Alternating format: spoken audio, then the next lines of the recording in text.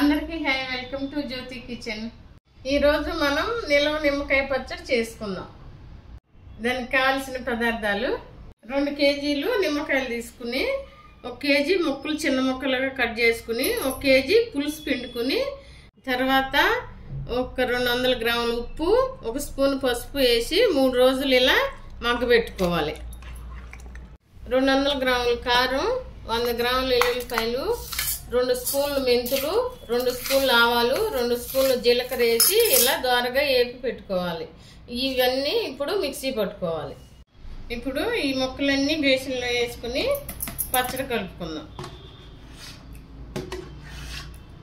ఇందాక మనం మిక్సీ పట్టుకున్న పొడిది, ఇది కచ్చాపచ్చగా వేసుకున్న ఎల్లుల్లిపాయల పేస్టు,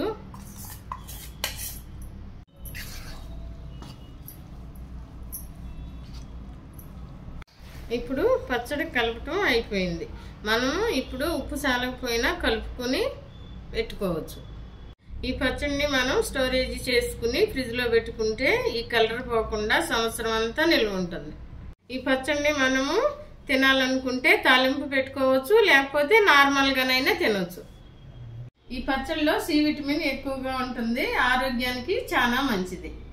నా వీడియో కనుక మీకు నచ్చినట్లయితే లైక్ చేయండి, షేర్ చేయండి, సబ్స్క్రైబ్ చేసుకోండి. Thank you.